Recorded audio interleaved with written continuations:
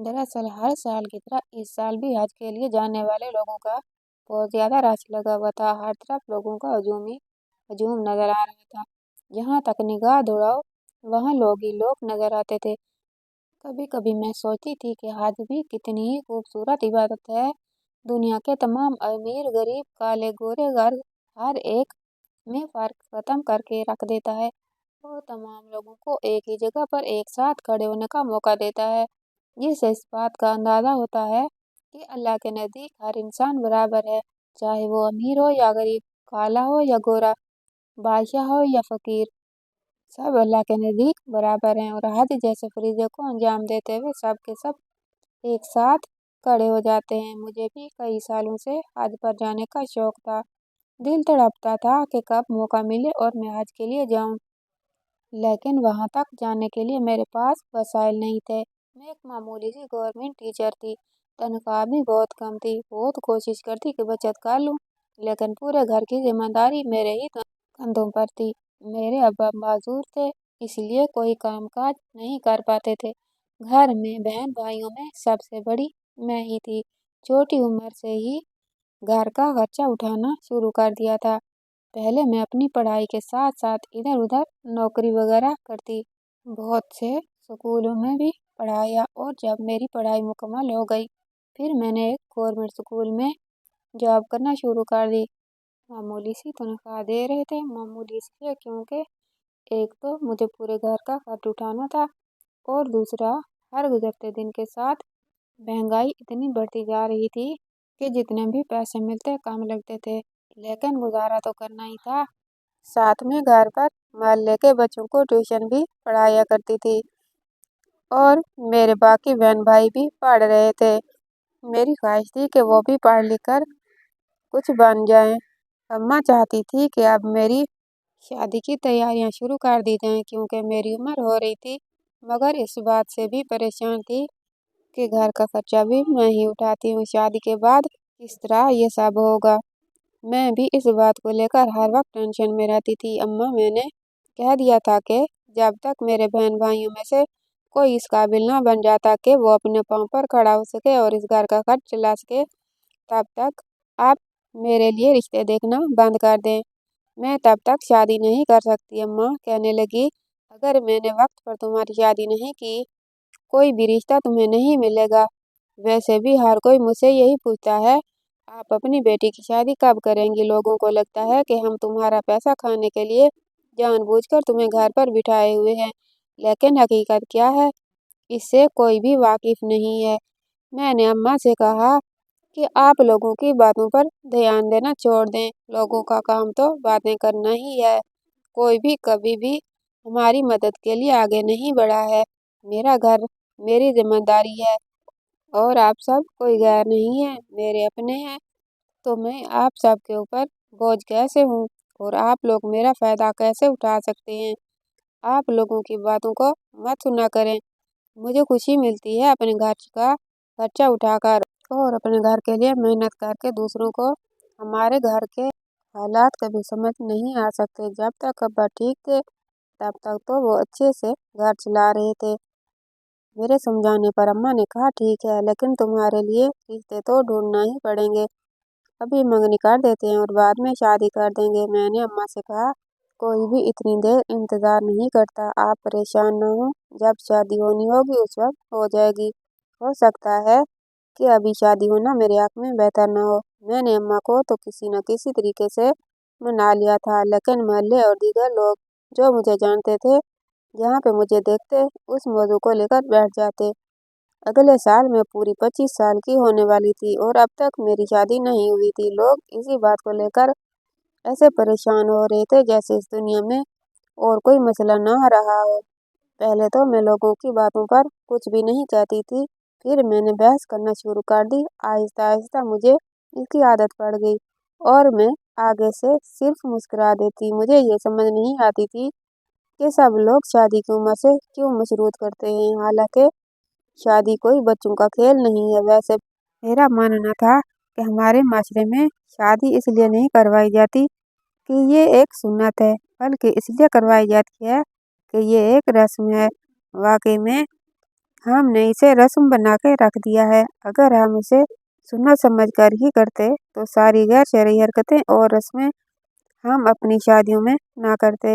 ये एक ऐसी कड़वी हकीकत है जिसे सुनकर कोई भी बर्दाश्त नहीं कर पाता। आजकल शादियों में तो नाच गाना आम हो गया है। लगता ही नहीं कि हम मुसलमान हैं और शादी हमारे दीन में एक सुन्नत है।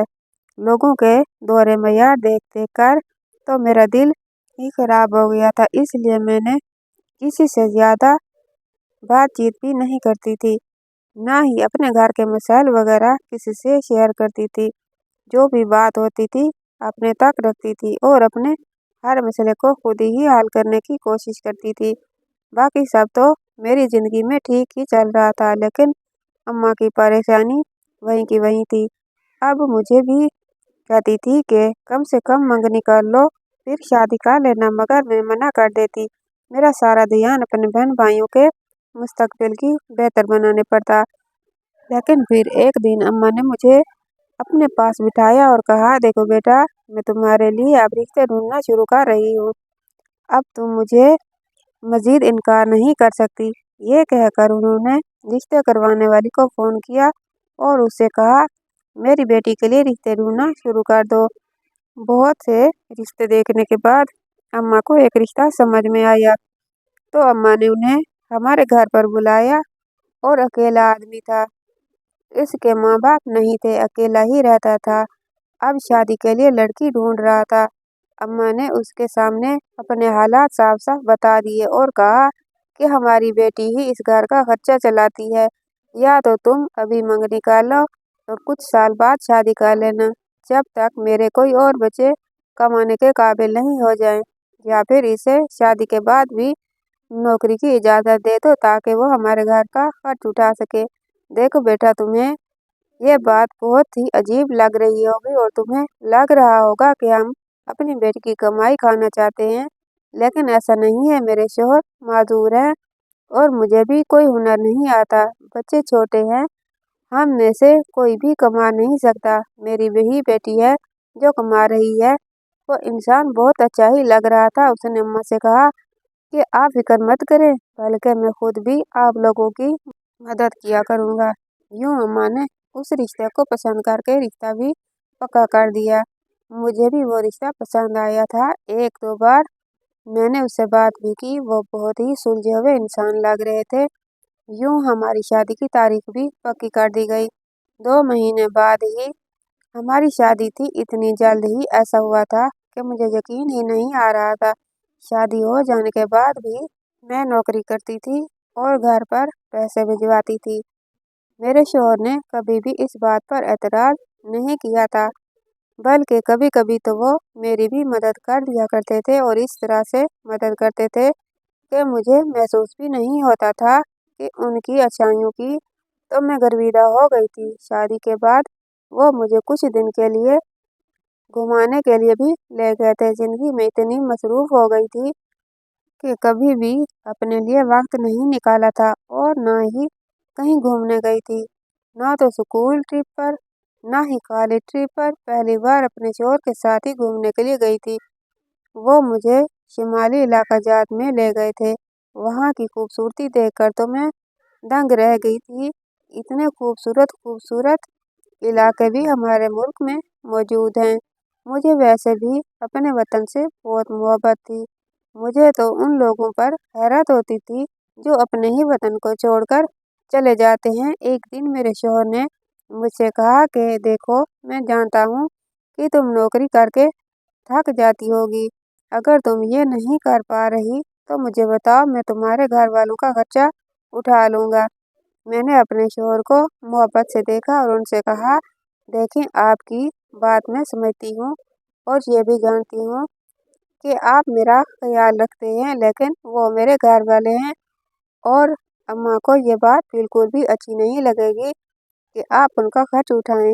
वैसे भी मेरे बड़े भाई का कॉलेज इस साल ख़त्म हो जाएगा और वो एक नौकरी भी ढूंढ चुका है। उधर से उसे अच्छी तनख्वाह मिल रही है, तो मैं अपनी नौकरी छोड़ दूंगी। मेरे भाई ने खुद मुझसे ये बात कही है। मेरे शौहर ये सुनकर खुश हो गए और कहने लगे, ये तो अच्छी बात है, वरना तुम्हारी अम्मा भी हमेशा इस बात पर परेशान रहती हैं कि तुम कमा कमा कर दे रही हो, लेकिन मुझे तुमसे हद से ज्यादा प्यार है। तुम जिस तरह से अपने घर वालों का ख्याल रखती हो, मेरी जिंदगी में एक नेमत बनकर आई हो। अपने शोहर की मोहब्बत पर तो मेरी आंखें भीग गईं। फिर कुछ अरसे बाद जब मेरे भाई ने नौकरी करना शुरू कर दी और मुझे तसल्ली हो गई कि घर का खर्चा आराम से चल सकता है, तो मैंने अपनी नौकरी छोड़ दी। अब मैं पूरा वक्त घर पर रहती और घर के काम काज करती। मुझे बहुत सी किताबें पढ़ने का शौक था। अपने इस शौक को पूरा करने के लिए मैंने बहुत सी किताबें खरीदी और फारिग वक्त में बैठकर पढ़ने लगी। उनसे मुझे बहुत कुछ सीखने को मिलता था। एक दिन मेरे शौहर ने सुबह ऑफिस जाने से पहले मुझसे कहा कि मैं तुम्हें आज एक सरप्राइज देने लगा हूँ। तुम यकीनन बहुत ज़्यादा खुश हो जाओगी। मैं हैरान हुई कि आखिर वो मुझे कौन सा सरप्राइज देना चाहते हैं। ऐसी क्या बात हो सकती है? पूरा दिन मैं इसी बारे में सोचती रही। मुझे बेताबी से इंतज़ार था कि कब शाम को ऑफिस से वापस आएंगे और मुझे सरप्राइज देंगे। जब शाम हुई तो मेरे शौहर वापस आए। मैं फौरन उनके पास आई, उन्हें पानी वगैरह दिया। फिर उनसे पूछा कि आपने मुझसे कहा था कि आज आप मुझे सरप्राइज देंगे। अब बताएं कि वो कौन सा सरप्राइज था।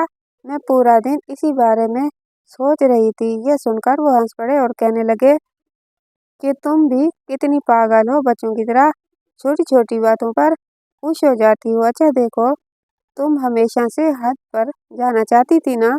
मेरी कंपनी ने कुछ लोगों को चुना है जो इस साल कंपनी की तरफ से हज पर जाएंगे। सारा खर्चा कंपनी ही उठाएगी और उन लोगों में मेरा नाम भी आया है। अब तुम तैयारी कर लो, हम जल्द ही हज पर जाएंगे। यह सुनकर तो मेरी खुशी की इंतहा न रही। इतने सालों का ख्वाब अब सच होने जा रहा था। मैंने अल्लाह का बेहद शुक्र अदा किया कि उसने एक वसीला बना दिया। मैंने कभी सोचा भी नहीं था कि मुझे ऐसा मौका भी मिलेगा। मैं और मेरे शौहर हम दोनों भी बहुत कुछ ज़्यादा खुश थे और बार बार अल्लाह का शुक्र अदा कर रहे थे कि उसने हमें ऐसी सआदत से नवाजा। मैंने जल्दी जल्दी तैयारियां करना शुरू कर दी।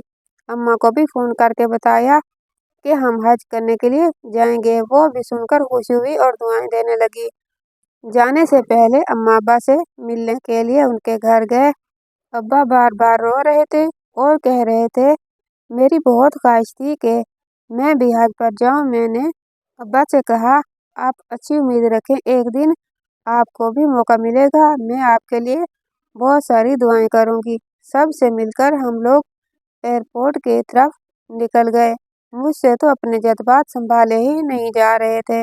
जब हम सऊदी अरब में पहुंचे तो खुशी के मारे मेरी आंखों से आंसू निकल आए। हम एक अच्छे से होटल में रुके थे और जब मैंने पहली बार खाना काबा की तरफ देखा तो मेरी आंखों से आंसू निकल आए। तो मेरे जज्बात बिल्कुल ही अलग हो गए। मैं सिर्फ सोचा करती थी कि खाना काबा जाऊंगी। आज अपनी आंखों के सामने खाना काबा को देख पा रही थी। इस मुकद्दस जगह पर खड़े होकर मेरा दिल बहुत सी दुआएं कर रहा था। मेरे होठों से अल्फाज ही निकल रहे थे। मैंने अपने अब्बा के लिए बहुत सी दुआएं मांगी। फिर हम वापस होटल में आ गए। जैसे जैसे मैं वहाँ इबादत करती थी वैसे वैसे मेरा दिल बहुत ही ज़्यादा नर्म होता जा रहा था। मेरा दिल किया करता कि काश मैं सारी ज़िंदगी यहीं पर रह जाऊं। मैं जानती थी कि ये दिन मेरी ज़िंदगी के सबसे यादगार दिन बनने वाले थे। एक दिन मैं खाना काबा के सामने खड़ी अल्लाह के हुजूर दुआ मांग रही थी। तभी मैंने देखा कि एक नौजवान एक बूढ़ी औरत को अपने कंधे पर बिठाए तवाफ करवा रहा था। ये मंजर देखकर मुझे बहुत ज़्यादा खुशी हुई कि कितना नेक बेटा है।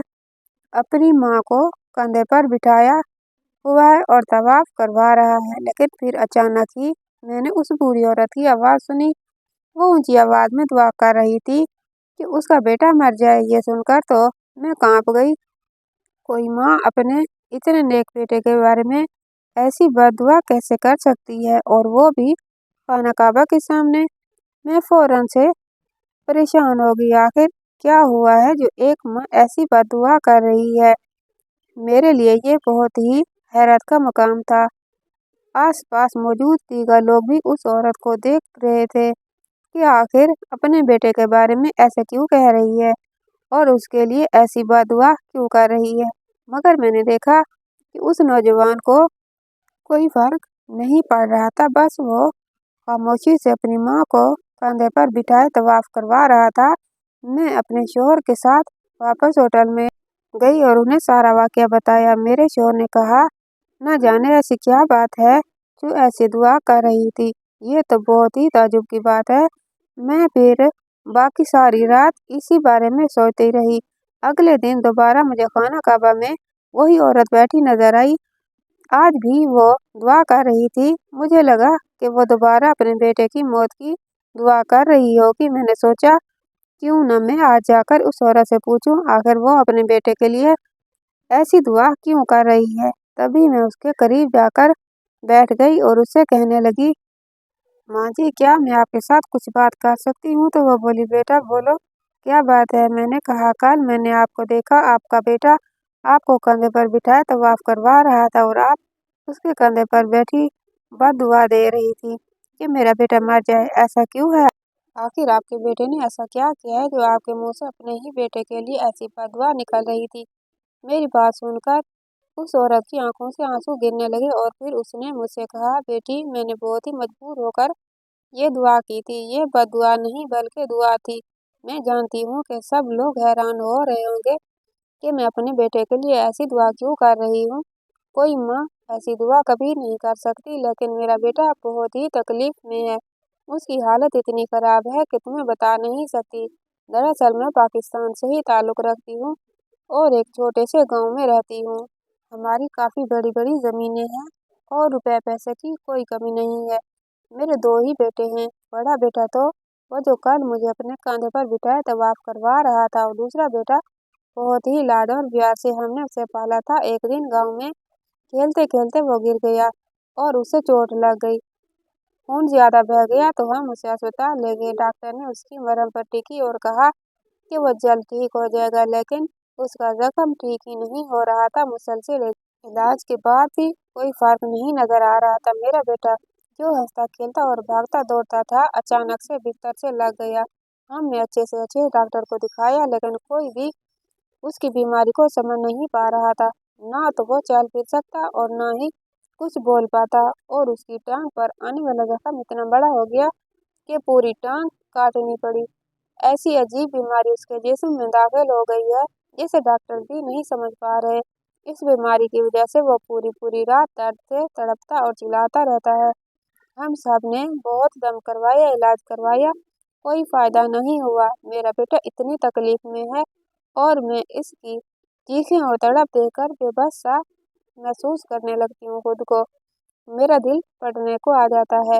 میں تو اللہ سے دعا کرتی کہ میری جان لے لے اور اسے بخش دے، اس کو صحت یابی عطا کر دے، لیکن اب تک وہ ٹھیک نہیں ہوا۔ اسی دوران میرے شوہر کی بھی وفات ہو گئی۔ اب تو میں بالکل ہی تنہا ہو گئی ہوں۔ گھر میں ملازموں کا ڈھیر ہے، وہ سب اس کا خیال رکھتے ہیں۔ تبھی میں نے سوچا کیوں نہ میں خانہ کعبہ میں جا کر اپنے بیٹے کے لیے دعا مانگوں کہ اللہ اسے صحت یاب کر دے۔ جب یہاں آئی اور اس کے لیے دعا مانگی اور اس رات مجھے گاؤں سے ملازم کا فون آیا کہ وہ بہت ہی زیادہ تکلیف میں ہے، اتنا تڑپ رہا ہے کہ اس سے بہتر اسے موت لگ رہی ہے۔ میری حالت پھر سے خراب ہو گئی۔ میں نے اپنا جی کڑا کر کے اور اپنے بڑے بیٹے سے کہا، مجھے خانہ کعبہ کے پاس لے جاؤ، میں وہاں جا کر دعا کروں گی، اگر اس کے لیے موت بہتر ہے تو اللہ اسے موت دے دے، لیکن اس تکلیف سے اسے نجات مل جائے۔ دیکھو میں ماں ہوں اور ایسی دعا کر رہی ہوں اپنی ہی سگی اولاد کے لیے، میرا دل کتنا تڑپ رہا ہوگا یہ صرف میں ہی جانتی ہوں، لیکن میں کیا کروں، میں مجبور ہوں۔ اس عورت کی داستان سن کر تو میری آنکھوں سے بھی آنسو آ گئے کہ کوئی ماں اپنے سامنے اپنی اولاد کو اتنی تڑپ اور تکلیف میں کیسے دیکھ سکتی ہے۔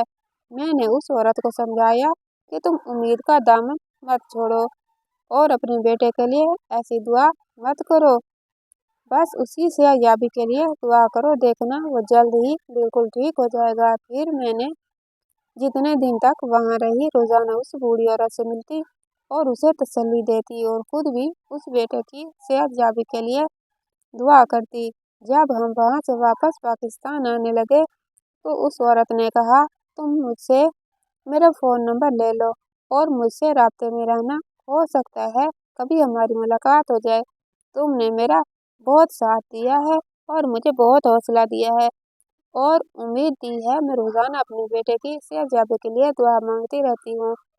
फिर हम लोग वापस पाकिस्तान आ गए।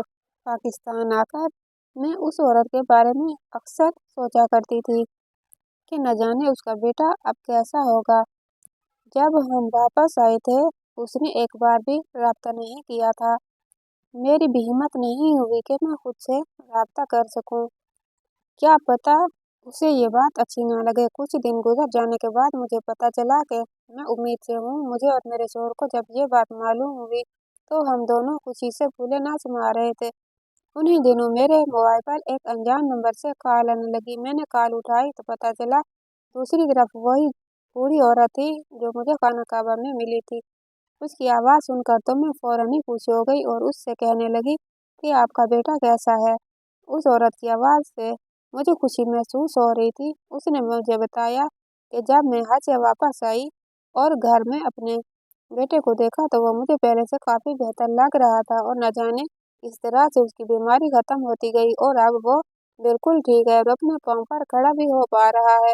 उसे तकलीफ भी नहीं होती। डॉक्टर का कहना है कि ये तो मुआवजा हुआ है, कुछ ही वक्त में वो मुकम्मल तौर पर ठीक हो जाएगा।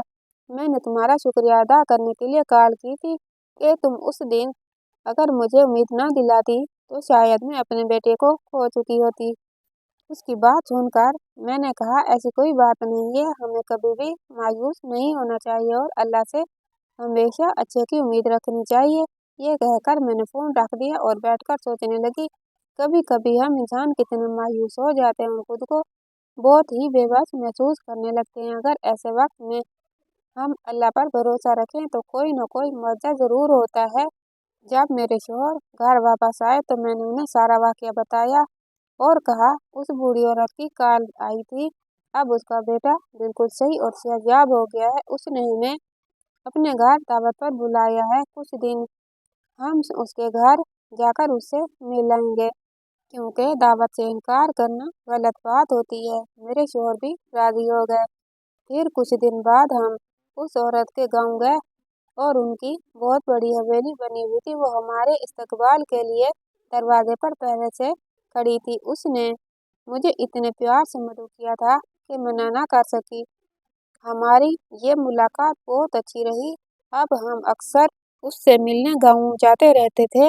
अपनी ज़िंदगी में मैंने एक सबक सीखा कि जहाँ अच्छे लोग होते हैं वहाँ बुरे लोग भी होते हैं और लाजिम नहीं कि हर इंसान बहुत ही ज़्यादा अच्छा और मासूम हो या फिर कोई इंसान बहुत ही ज़्यादा बुरा हो, क्योंकि अच्छाई और बुराई हर इंसान के अंदर होती है और ये इंसान के ऊपर मुनहसर होता है कि वो अपने अंदर की अच्छाई को ज़्यादा बढ़ा लाए या फिर अपने अंदर की बुराई को ये अपनी मर्जी से मुंतखब करता है और इसका अक्स भी ऐसा ही होता है।